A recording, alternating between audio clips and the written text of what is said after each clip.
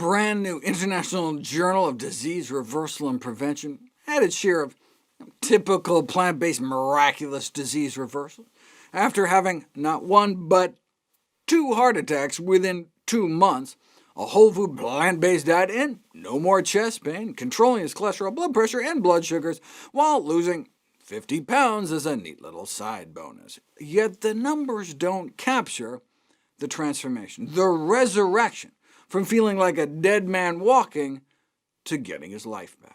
I already discussed the cases of autoimmune inflammatory disease reversal, the psoriasis, the lupus nephritis, kidney inflammation, and speaking of autoimmune diseases we didn't think we could do anything about, type 1 diabetes. In contrast to type 2 diabetes, which is a lifestyle disease, it can be prevented and reversed with a healthy enough diet and lifestyle. Type 1 diabetes is an autoimmune disease in which your body attacks your own pancreas, killing off your insulin-producing cells, condemning you to a life of insulin injections.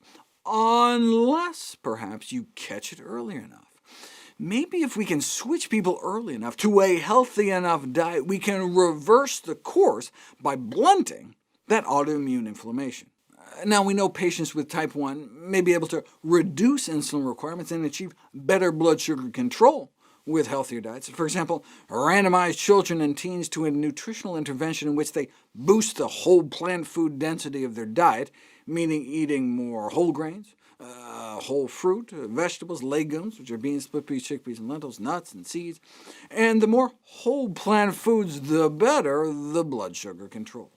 The fact that more whole fruits was associated with better blood sugar control has important clinical implications for nutrition education in those struggling with type 1. I mean, we should be educating them on the benefits of fruit intake and allaying erroneous concerns that fruit may adversely affect blood sugar. But this case series went beyond just proposing better control of the symptom of diabetes, high blood sugars, but better control of the disease itself, suggesting the anti-inflammatory effects of whole healthy plant foods may slow or prevent further destruction of the insulin-producing cells of the pancreas if the dietary intervention is initiated early enough.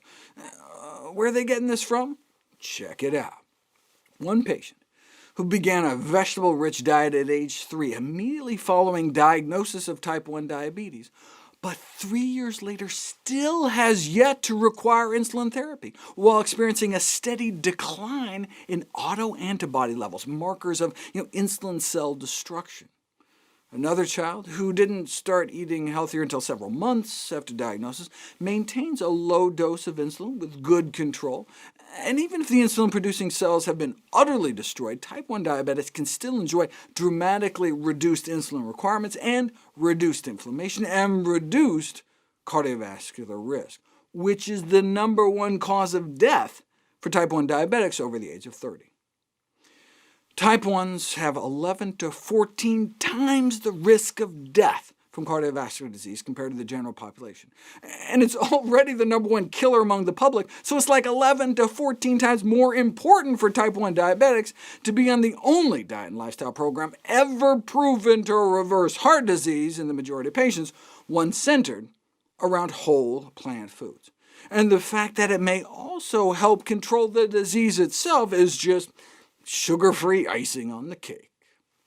And all this exciting new research was just from the first issue of the journal.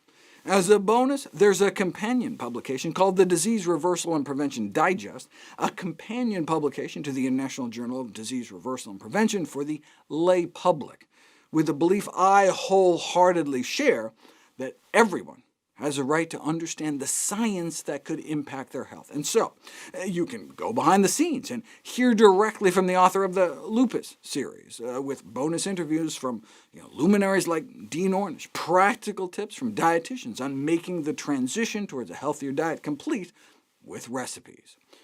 The second issue continued to feature practical tips like how to eat plant-based on a budget, what Dr. Clapper is doing to educate medical students, what Audrey Sanchez from Balanced is doing to help change school lunches, and if you think that's hard, Dr. Osfeld got healthy food served at a hospital. What a concept! And what magazine would be complete without an article to improve your sex life? Now, while the journal itself is free, downloadable at ijdrp.org, the companion digest, available at diseasereversaldigest.com, carries a subscription fee, but I, for one, am a proud subscriber.